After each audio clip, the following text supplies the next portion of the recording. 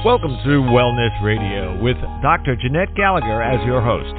Her show discusses topics of health, wellness, and spirituality, and is about discovering your place in this great universe, from your cells to the cosmos. Along with her guests, in casual conversation, she strives to ask the difficult questions that may be holding you back from a vibrant life, and shares new ideas that may inspire you to make a change in your life that you only can see in your dreams. And now, here is Dr. Jeanette Gallagher. Good evening, everyone, and welcome to Wellness Radio. This is Dr. Jeanette Gallagher, and it's a pleasure to have you with us here this evening. Tonight we are going to be talking about the process of pain. What are we processing through? How are we flying through our body? How are we dragging our essence along with us? What is society and the place in which we live? How is it affecting us? How are our relationships, our stories, our engagements clogging up our filter? What are we seeing through? How are we seeing clearly? Or perhaps are we letting all of this smudge create our almost, as we call it, density? This essence around us that we see everything in life through this filter. And these filters get really dark, they get really big, and they really keep us limited. What is pain all about? Chronic illness, autoimmune disorders, perhaps our mind, our thoughts, and the way in which we engage in the world. What we'll be talking about today is how can we clear the slate? How can we lighten our load? Perhaps how can we color our lenses? Is there a way to be able to navigate this world regardless of our story, of being able to say, I understand that. I see it. I feel it. It may be part of me. It may be something I hold within. However, it also is my copilot. And in this moment, all good. Today, my guest is Ayu Saraswati. Her book is called Scarred, A Feminist Journey Through Pain. Ayu, thank you so much for joining us today. It's a pleasure to have you with us. Well, thank you so much for inviting me and allowing me to share this space with you. I'm really excited to talk about pain, which is funny. Yes. I'm so glad to have you. I think, myself, it's been my co-pilot for many decades. I see it. I sense it. One day someone said to me, my gosh, I'm so sorry for your suffering. Do you know what I had to do? I had to go to Google to define suffering, because I didn't know what it meant. I don't carry it as a victim. I don't carry it as this, darkness, the shadow, the shame, or whatever. I just share what I'm feeling. Do you think sometimes people have either one of those, and that's what we'll be talking about today? Yeah, I think one of the things that I really want to do with this book is that how can we think of pain and living with pain differently? Because a lot of the time, like you said, when we share that we're in pain, people almost always say, oh, I'm so sorry for your pain. Right. But we don't realize that we need pain. Pain is a mechanism within our body, or I shouldn't say like within our body, but with our body that lets us know that we need to change something, right? We need pain to tell us, well, something's not, going quite right here. What do you need to change? How can we redirect, right? And also that pain is just part of life, right? Because sometimes it's physical pain. Sometimes we don't have physical pain, but we may have emotional pain. And sometimes we don't have emotional pain and we have financial pain. So, the sooner we can say that, well, pain is part of life. So the invitation here with my book is about how can we live with pain in a way that feels nourishing for us, right? So that pain becomes our friend, but not in the way that, oh, they're our friend, like this kind of, elusive or this idea or dismissive idea about pain. No, I'm not saying that, but pain is here. We need them. So if they're here, how can we have this amazing, awesome relationship with it? And so that's the invitation in my book. I almost see it as when we talk about health and wellness and, I'm good, I'm in this place, I'm balanced, blah, blah, blah, that's a standard deviation. That's the tip of the needle. And at any time, you can go just 1% either way. And that's when things start to shift. and you say, oof, I'm in the good part. Ooh, I'm in the not so good part. However, 99.99 million%, everyone lives off of that tip of that iceberg, so to speak. And when we experience that, then we are looking for judgment, validation. We're looking for an answer or a reason. Push me back up. I want to be on the tip of that needle because that's where I feel equilibrated. I feel in joy. I feel, so at ease. But we don't live there. I think the idea is that if a child is trying to attain that spot is really a quest where we miss the life that we're having. And that's what we're talking about today is how can you continue to live your life off of that tip of that needle, so to speak, and just take it along as your copilot. That's how I see it. It's my copilot. However, I live in the parameters outside of the tip of the needle because I'm experiencing the world. I'm feeling into my body. Ooh, I hit the wall. Oh, goodness, what did that feel like? Oh, I plugged something in. What did that feel like? Oh, I went over there. What did that feel like? And I think if we look at us as seekers in this human kind of decade that we are in right now, many people are experiencing pain in all different aspects, and they don't know what to do with it, perhaps. Absolutely. So I really love your concept of co-pilot. In some ways, I think pain helps us navigate, right? It's a kind of like a navigation system or kind of like a map. Or a compass in some ways. This feels painful. Okay, so does that mean we need to move away from it, or do we need to move toward it and see what's going on here, right? So it helps us or directs us to where do we need to go. And I think the problem with the wellness or the positive thinking kind of like industry, and I call it as an industry because it is about selling this thing or that thing, and this is not about that, right? This is about, yes, we want to feel whole, or in my book, I call it as like homeostasis, this kind of like balance, but not the kind of balance that you get from going to certain massages or certain classes or something. And I'm not saying that we shouldn't take any of those classes, because I am taking classes myself and I am teaching these classes as well.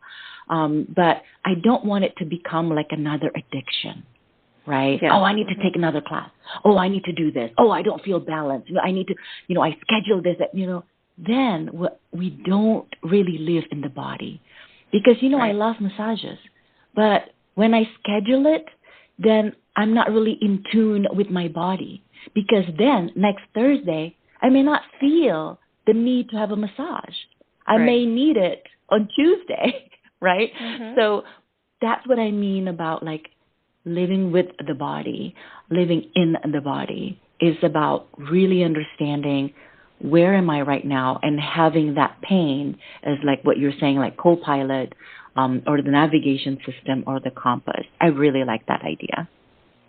Well, I think also, too, the idea is that can we step back a little bit farther? Even the show is called Wellness Radio. The idea is that wellness is a breath. I even shared for the past 15 years on the show, life is a breath, everything else is lagniappe. In other words, everything else is a gift. So we all have wellness. It's a breath. That's all there is. It's a given. It's the moment. And I think if we just take it as simply as that, we say everything else is just an experience in my life story. And just make it a little bit more simple than turning around and saying, well, I have this does that, I need to have it validated by somebody else, I need to try to have it fixed, I need others to comply and come along my story. And it's sort of like, goodness gracious. It's almost like I just had a visual, of my, my intuitive self says I'm looking at a visual where I've got all these things I'm dragging up behind me and I'm carrying it along with a heavy chain. And people many times will say that. When I have pain, I feel heavy, like I'm carrying things along with a chain. And the answer is, what are you willing to let go? you know? So, I mean, sometimes the idea of even the word pain, I say, oof, I'm just experiencing something, and this is what it is. I know for myself, I would keep walking into the wall, and I'm going, oh, gosh, this is ridiculous. And, you know, they were saying, oh, you need to go to the doctor. There must be something off with your perception. Blah, blah, blah. You need to go have your shoulder checked. You walked into the wall. I says, no. I'm learning how to fly, and one day that wall won't be there anymore because I know I can walk through it because I think of myself as an energy being. And I went, that's really true who my self-true is. So here's a question, Ayu, is that are we now, as I see it, we are expanding ourselves into energetic beings, and we just haven't gotten all the right tools yet. We haven't figured everything out yet. But pain is the exploration path to getting there, perhaps? I love that. I love how you think about sort of pain as, and relating that to the energy, that because we haven't really fully understood the whole mechanism of the beyond of the body, right? Because energy is both within the body but beyond it. It's like much more expansive than that. So that pain is sort of like making us aware that there's this body, right? But when we can tap into, I don't know if tap into is the word, or transfer or whatever that is, into that energy, how will that shift the pain that we're carrying? Just as you had just said, you know, I mean, many of us now, I mean, I've been this way my whole life, but many people are now reporting, as we share it on the radio and other places, is that, you know, you could be sitting there and all of a sudden someone will walk into the room and within a half an hour or so, you're like, man, I've got a terrible headache. You don't have a headache because your body is in pain. You're sensing a discrepancy in the frequency in your brain because someone changed the energy around you. And you go, oh, whoa, it isn't my pain. My body is not in a bad place. I am just now becoming more aware of energy sensing. Isn't that a more powerful way of reframing the word? Yeah, absolutely. And also I think there are also other authors and teachers who have taught us about how we can shift the perception of pain, because pain is a perception, right? We perceive it.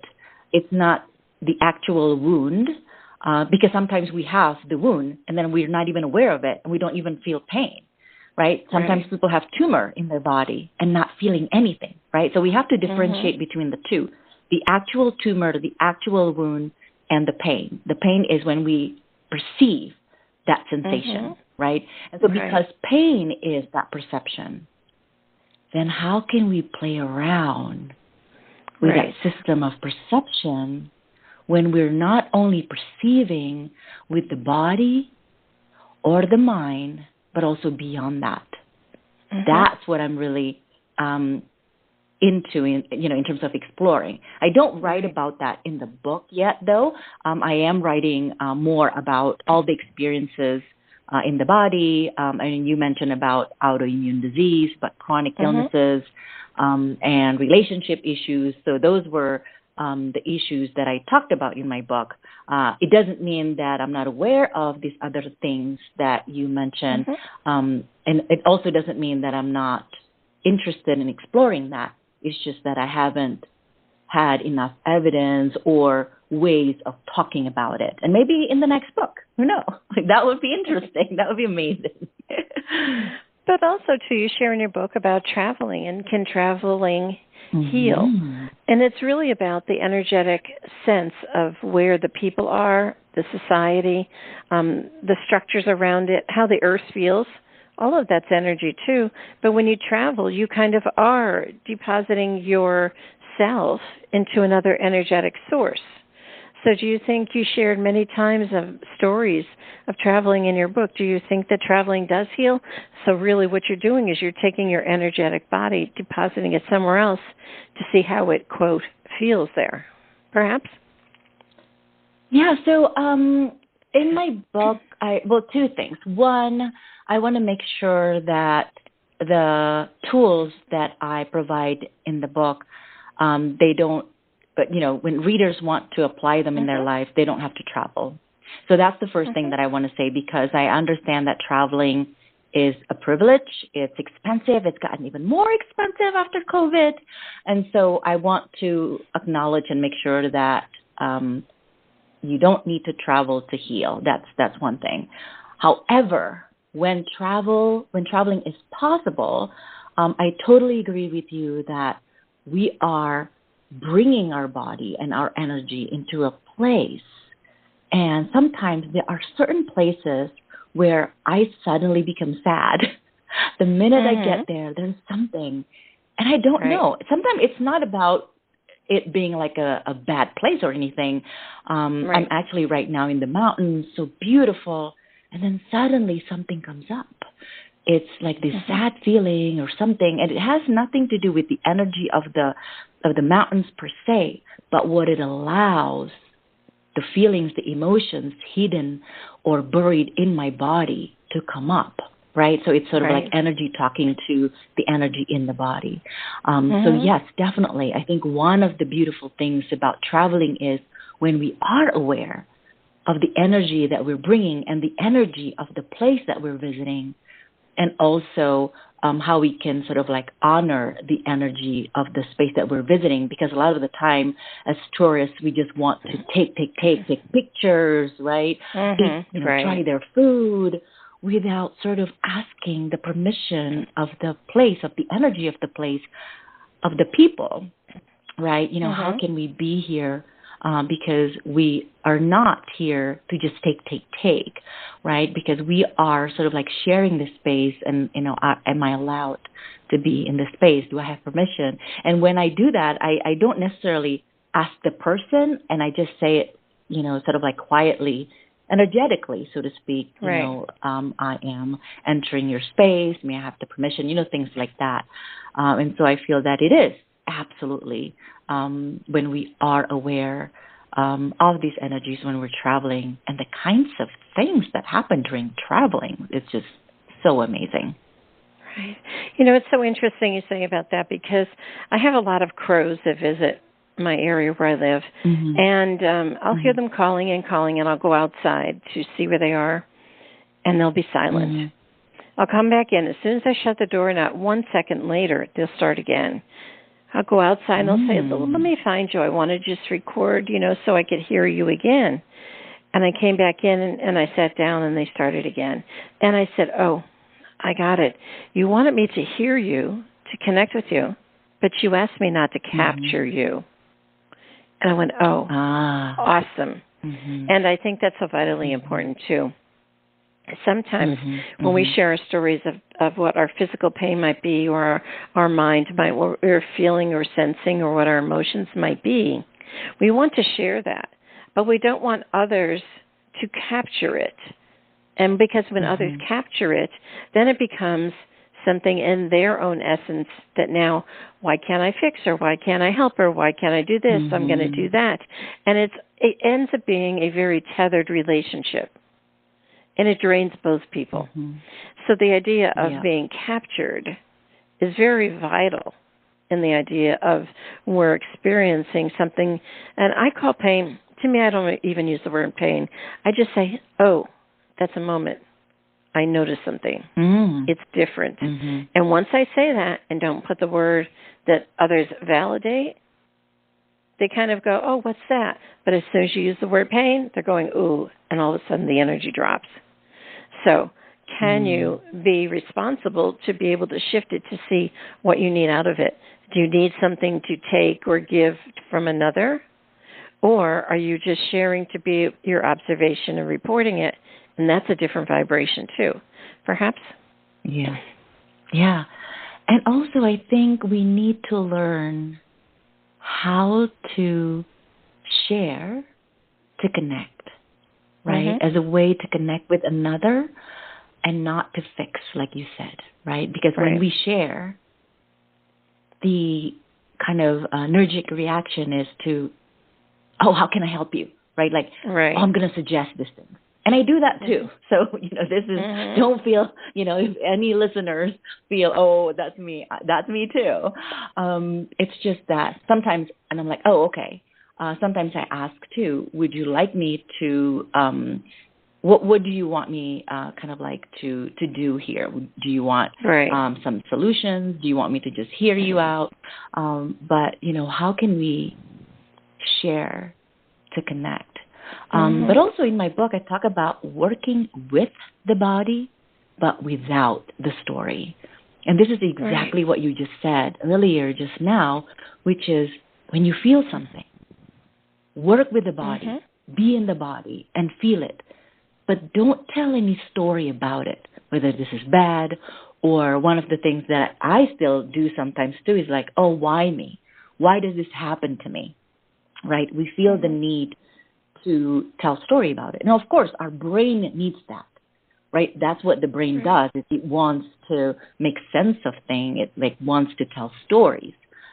But what will happen when we don't tell story, when we don't put labels, when we don't do anything about what happened or put words into it? And like what you said, the pain or the sensation just drop.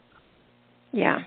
And when we can really feel, when we experience that, because before I only read it and I only hear people talk about it, but when I really experience that and know that to be true, and when I just let myself cry, but every time I have a story, I just drop it. Wow. Things that happen in the body just really shifted.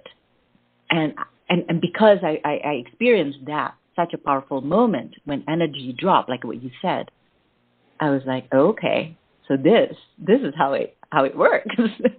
So I actually know how to shift that energy. Except that sometimes I still fall into the trap of wanting to tell stories about it and wanting to tell that story to someone else, to have someone witness that so that they can do something about it, right? But I think, Ayu, also, too, when we share our stories, it's vitally important because others, we might be the messenger. We might be sharing a story so that others can hear it and maybe transform something in their own life, and then they progress, then they share it to someone else. So in other words, our own journey, our own awareness, our own perception and aspects, as we share our stories, we are actually giving unto the world. And then it becomes a chain. So as we become more aware, it's vitally important that we do share those experiences and stories. Do you think? I think there are two differences here. One is when I am crying and sad in the moment.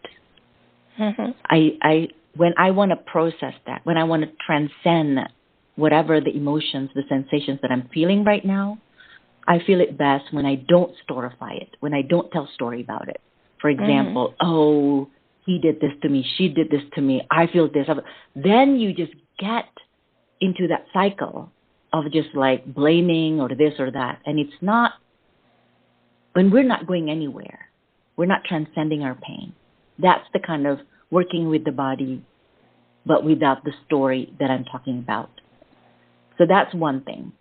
The second thing is when we then have learned about this, about the process, then we want to tell a story about it. Then I write a book about it. Then that's a different form of putting words into what happened. Because then I'm sharing a story because, oh, this is what happened and this is what I learned. And if this is something, and it's sort of like, I'm telling the story as an invitation for you to kind of have a different experience or similar experience or whatever with the kind of things that happened to me. And if you experience similar things, then maybe this may benefit you. But it's not an invitation to also blame that person who did this to me. And I'm so mad at that person. And then the person, it's their loss. It's this, and even the energy, right? And so it's that. So that's the kind of stories that I try to move away from. It's when we're just sort of trying to make sense of the pain, but then we try to have someone else kind of join in the misery, or also kind of like being angry or validating our anger. You know what I mean? Like, that's the kind of story that I say, let's move away from that and work with the body to transcend that pain.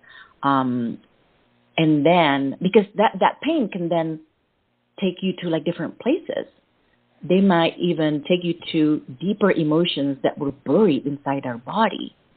And we don't know what those emotions are. Right. And so, again, it's not about pushing pain away, but, where can pain take us? Like what you're saying, the copilot, the navigation system. So that's what I meant. But yes, absolutely. I'm a writer. I love telling stories. So yes, to stories, but different kind of stories. And I think that's so vitally important. Even in Chinese medicine, even in naturopathic medicine, we talk about this all the time. Maybe you're just in the wrong place, we suggest. And that's all about, I think, when you plug your plug into the wall, does it work or it doesn't work? Am I in the right place or not? Am I plugged in or am I disconnected? I know for myself, I lived in Arizona for a while. And, I went there for a purpose. I was in medical school there. And then when I was finished, I said, this is harsh. This is hard. And everything is walled off here. This is not the place I choose to be. And I could feel it and sense it. Because I remember one day I was really tired and I went to class and I had on two different shoes. Well, same shoe, but one was black and one was brown. And you would have thought I committed a cardinal sin because I was not in the land. I was in the land of perfection at the time, Arizona, Scottsdale, Arizona. Everything is perfect. And then I came back to where I really felt sourced, which is where I live now, and I've lived here for decades, is New Orleans, because it is so free. It's truly about, as I call, living on a lily pad, so you really feel like you're open. Everyone here accepts everything and anything at any time in any moment. And it was much easier for me because I felt open. So my set of the physical or emotional tension I felt in Arizona is totally different from the ones I feel here. And I think we say, well, you moved and your pain didn't stop. I says, it absolutely did stop. It transformed. And I think the idea is that we're talking about transformation of the moment in time. And you can't say that, when you say, oh, I've got a headache today, and they call you the next day, well, I have a headache today. And they'll say, again? And then the answer really truly is no, not again. I'm just experiencing a vibration, and that's the only word I have for it right now. Do you think perhaps we just really need to become more advanced, aware, or expansive on the judgment of the words that we're using?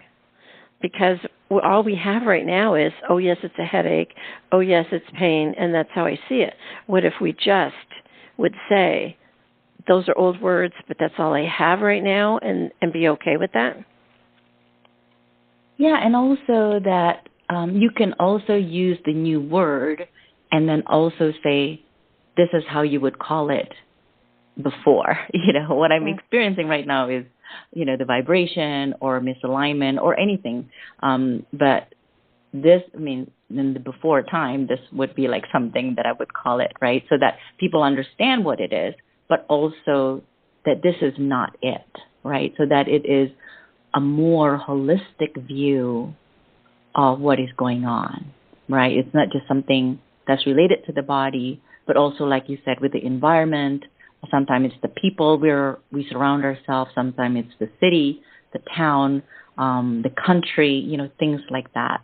And also, I think, when you share that experience of like moving to a different place, I really resonate with that, because there are definitely certain places, and sometimes this could be as simple as an apartment or a house, right? Right. That in this building, it just feels so, oh, wow, this like what you said, like the headache or the vibration, it's just like things are going on in my body right now. It's like alarm, right? The headache could be like an alarm, like ringing, like, no, you need to move out of this place. And it's not that when we move to a different place, that pain will go away. Like I said before, that it could be emotional pain, there could be financial pain, there could be like different forms of pain. Because again, pain is just an alarm system that tells us, oh, something needs to be realigned or recalibrated or things like that. But the point is, or at least the point in my book, is that when you live in that new place, do you feel supported in terms of living with this pain? In other words, the pain is still there. I am still living with pain. But the quality of my life, even as I live with the same pain, it could be the same wound, it could be the same whatever. It's just different, right? Here's an example. If you broke your leg, I shouldn't say you, but like if a person breaks their leg, right, and they have to deal with it by themselves. They have to take a taxi or take a bus or, take things like, on their own, do everything by themselves. That thing would feel so much harder than if that person has someone or a group of people, even better, right, who could take turn taking the person to the supermarket, or they would even say, you don't need to go to the supermarket, I'll buy you this thing, right?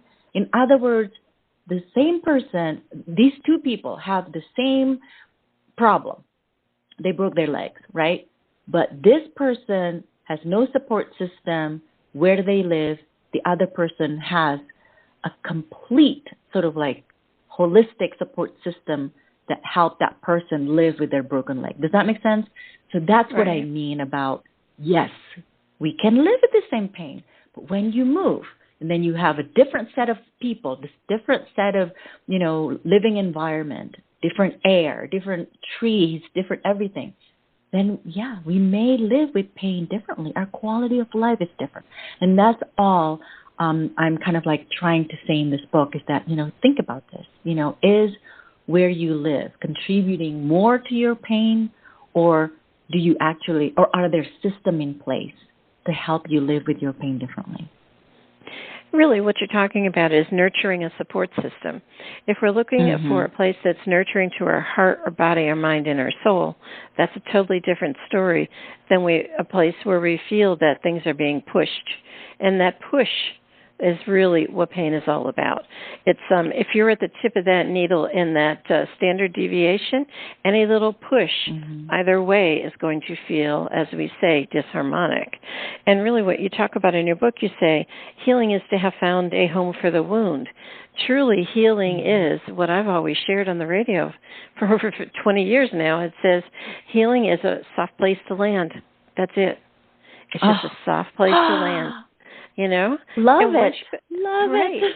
Because if you find that soft place to land, we're not even giving it words or judgment, what it has to be, how it has to show up, how it has to blah, blah, blah. Many times people will do these gratitude books, and I'm grateful for this, that, and the other. But if you look at it, it's all conditional.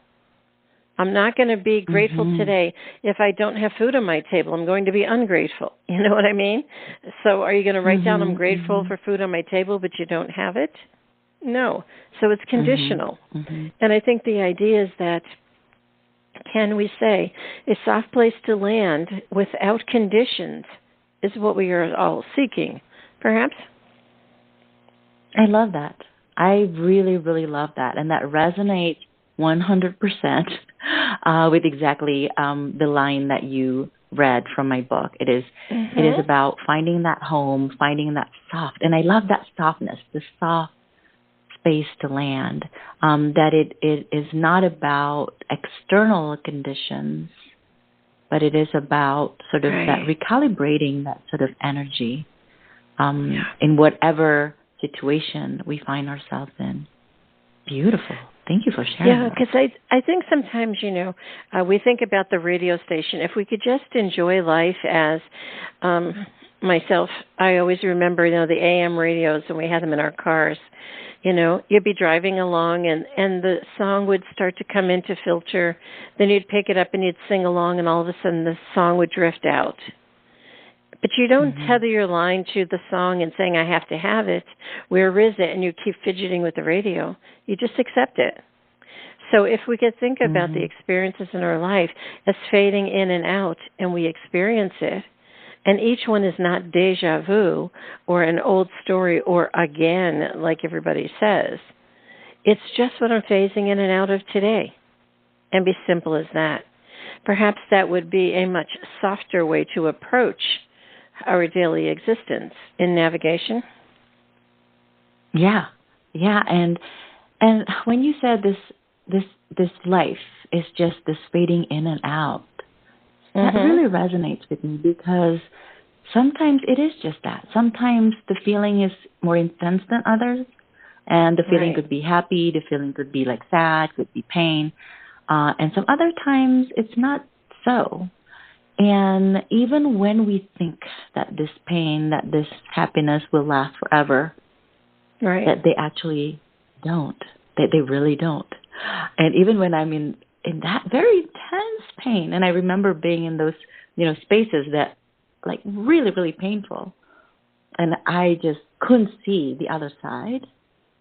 And here I am talking with you.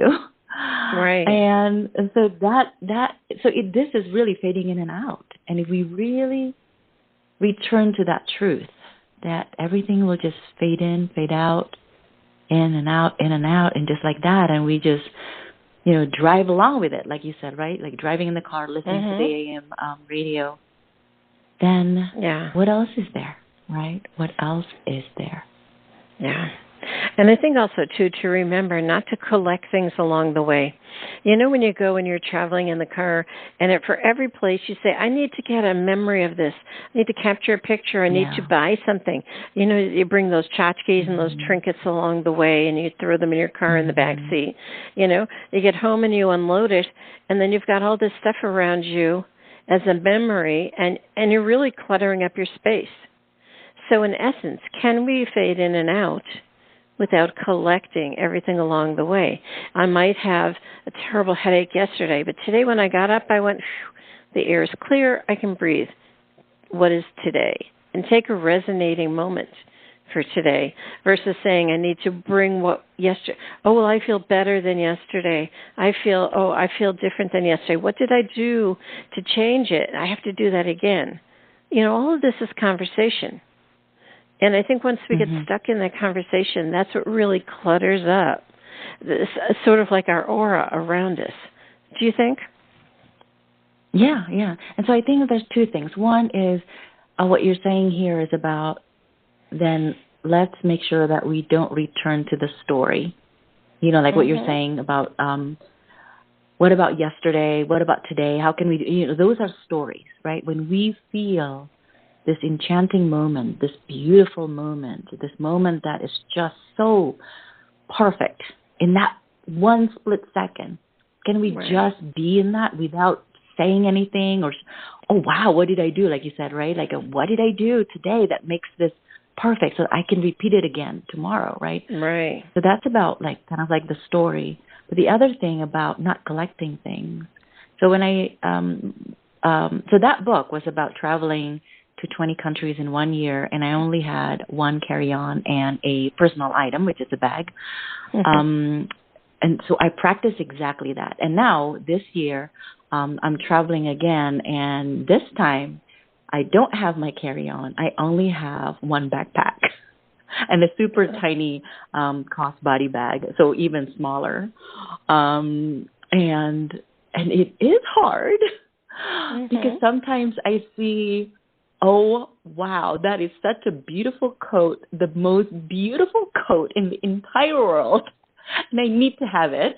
But then I can't fit it in my backpack because it's already filled with stuff that I need. And sometimes it's actually good to really practice that because actually there's no more space, like physical space, like literal space. There's nothing. Right? Because when we drive in a car, we actually have space in there to put things. But when we actually have no space to put it in, then we have to really practice. And then a lot of the time, like I would think that, oh, you know what? I'm glad I didn't get that quote, And so sometimes it's actually better when I can't really buy things because I don't have space for it. And the other thing, and this is sort of like physical things. So in terms of like mental things, sometimes what I do is so that it doesn't stick in my head, I actually just write it down on my cell phone because I have the notes, and I just write it there. That way I don't try to remember. I don't try to put it in my head so it's somewhere else. And so that's kind of like my tips or tricks to kind of like not clutter the mind. Is to just like write it down the minute, when I remember, but not on paper because then we collect all these papers. But you know what that truly does, Ayu, is it stops you for a second and it says, I can have a feeling and emotion, and that's all I needed out of this piece. For myself, I'll never forget, I will share this in closing. I went to the grocery store around Christmas time, and I wanted to make cookies, and I was singing along, pushing the basket, filling my basket all up and everything. And all of a sudden, in the middle of the store, I just stopped for a minute. And I said, I'm now full of that experience and that emotion and that feeling that building and buying and making these Christmas cookies brought to me. And all of a sudden, I picked up my hands off the basket and I walked out of the store. Because all I was seeking was that memory and that feeling. I wasn't seeking the process of the doing. The doing was unnecessary. You see, so that's really, I think, when we get to the idea when we say about with pain, and, when we say we might have pain and we're saying, I just need to be heard. I just need to be loved unconditionally. I just need to notice for myself that, stop for a minute and say, I'm safe. I am safe in this moment. Once you say that, sometimes everything shifts, and you don't have to, quote, do anything or be fixed. Do you think perhaps that we could say, can we practice these in other aspects of our life and see how it fits in? Maybe. I'm actually going to practice that. Thank you so much for sharing that. Now, every time I see something and I'm going to buy it, I'm going to say, you know what? Let me enjoy this feeling of admiring this coat or whatever it is that I love, and that feeling of possibly wearing it, but that I don't actually need to buy it or to wear it because it is that moment, right? Because the beauty of that quote, right, that moves me. And so that feeling, that experience is all I need. I don't need to capture it to go back to what you said earlier. Oh, my. That is such an insightful, thank you so much for sharing that. I am totally going to practice that. Thank you. That will make it so much easier the next time I see something, because I love shopping.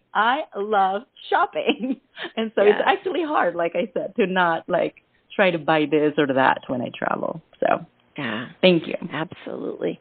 Well, Ayu, it's such a pleasure to have you with us here today to explore the story around pain, because I think there's so many different ways we can say, I like to dance over here, plug it in here, and not have to dishonor where we are. If you're truly feeling something, believe me, I'm there all the time. I sense it all the time because I feel energy all the time. So I just decide what my choice of words would be for the day. But many times people would say, but I truly am in pain, and honor it. Honest. It's awesome. It's where I am. When patients come to me, they'll say, I'm in terrible pain. I'll say, awesome. Thank you. Because you're sharing your deepest source. And say it's okay. And I think the idea is that how can we explore the words and find a different path? That's what everybody's asking, don't you think? Absolutely. Absolutely. Yeah. Well, Ayu, it's a pleasure to have you with us. Can you share with the listeners how to find out more information about your work? Yeah, so my website is drsaraswati.com, and that is DRSARASWATI.com. I have a list of books and my email and everything there. And I just want to say thank you again so much for doing this work, for sharing the space with me today, and really for the insights that you share with us throughout the decades. I really appreciate it. And this is such a fun talk about pain. Yeah. Thank you again. And you would never, right? You would never expect that, right? You would say, "Whoa, it's going to be a dark show," and it's not, right? Yeah.